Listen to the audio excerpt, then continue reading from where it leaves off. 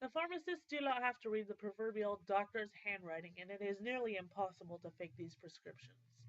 Disease registries are lists of data of patients with certain illnesses or have received certain treatments. This is a type of research that allows researchers to follow the quality of care, identify risks, track the characteristics of the disease, and many other factors. These registries help researchers to understand the illnesses more fully so new technologies may be developed in order to care for the future patients with the same illnesses. Part 3: The United States versus Ireland's Healthcare. How the Irish access healthcare. Ireland is in the middle of a transition. They, like the United States, are moving from private insurance to universal health care. However, there is a mixture of publicly and privately funded insurances, thus really a two-tiered system. There are private hospitals where only citizens with private insurance can access, and public hospitals that anyone with public or private insurance can be treated at. How Irish pay for healthcare. About 44% of Irish citizens pay for health care insurance, but 80% of health funding is from public sources such as taxation. A tax credit is provided for about 20% of health premiums. This allows up to £1,000 per adult and £500 per child. Ireland is also implementing a community rating instead of instead of a risk rating of health insurance. This means everyone in a single area pays the same premium for their health insurance. This means that those that utilize more healthcare services will pay the same premium as someone who may not utilize any healthcare services whatsoever. While it may seem unfair to people who are healthy, it is definitely beneficial for anyone who finds themselves in need of sudden intensive care. The quality of healthcare. The quality of healthcare in Ireland is vastly improving.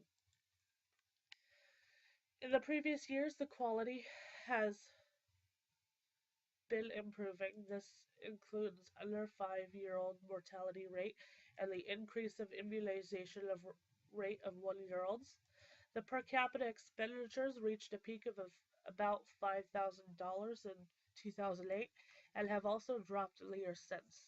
In the transition to the new universal health insurance model, new structural and care guidelines have been released in order to provide optimal care for patients. The pros and cons of Irish health.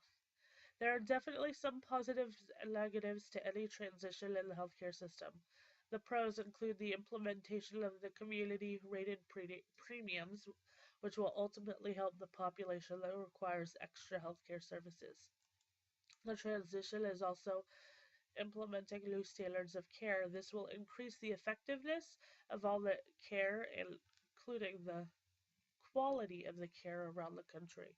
The cons include right now only those with private health care can access private hospitals unless they want to pay full price for the cost of their emergency care.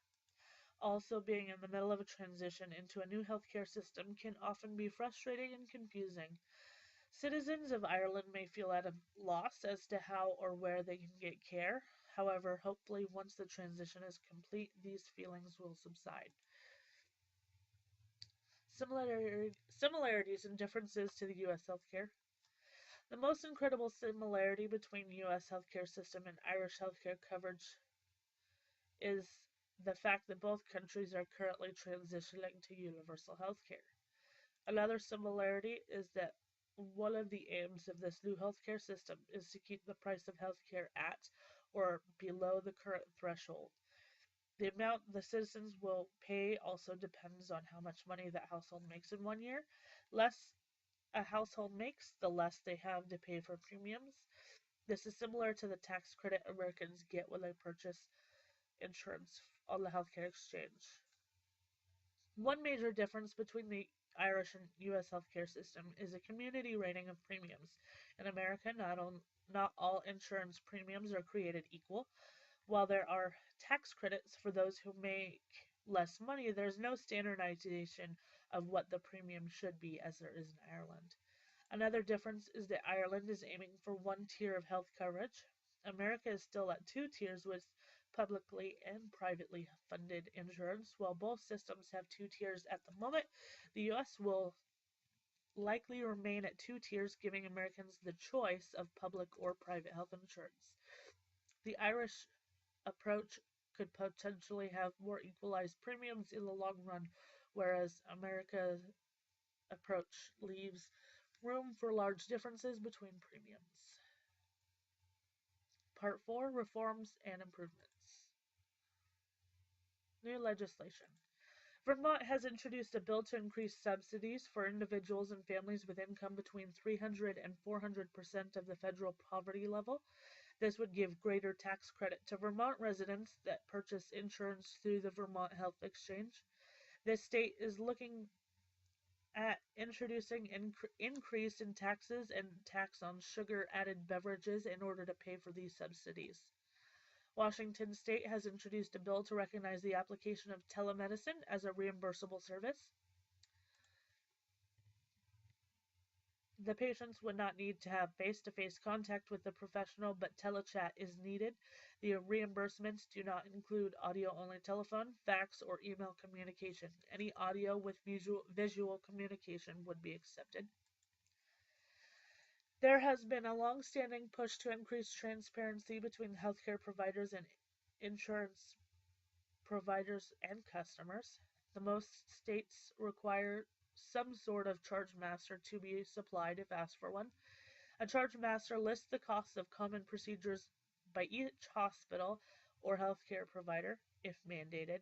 However, the amount of transparency depends on what the laws are in each state. There was a report card released to show which states had the most transparency. However, it was graded on a curve.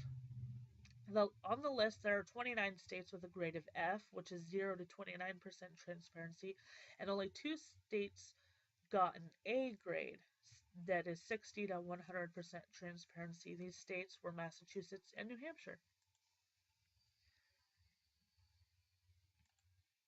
10 years from today. In 10 years, a lot of things may change. However, assuming the Affordable Care Act remains in place, there can be a fair amount of assumptions to be made. Once everyone in the United States has healthcare coverage and gets accustomed to it, the healthcare costs will go down.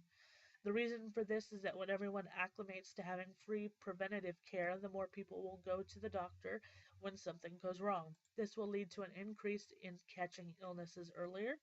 There will be not as many uninsured people waiting to go to the doctor until it is an absolute emergency than using the ER to find out they have late-stage cancer or having expensive corrective care that would have cost barely anything if they had visited a primary care physician. These large ER bills will no longer be incurred, so they will no longer sit unpaid by the people who cannot afford them. Once this situation is under control, the hospitals will no longer have to overcharge the insured to cover the cost of the uninsured. This is also known as cost sharing. With free preventative care and healthcare facilities not having to focus so much on recouping the cost of uninsured patients, they can focus on the quality of care. Quality is something that really needs to improve if the United States wants to have a longer life expectancy, lower infant mortality, and a lower rate of obesity. In 10 years, I think a lot more people will be happier with the healthcare system as a whole, and collectively, the country can move forward with new technologies and increasing the quality of the care provided. And references. Thank you for your time, and thank you for your understanding of my nasal congestion. I apologize.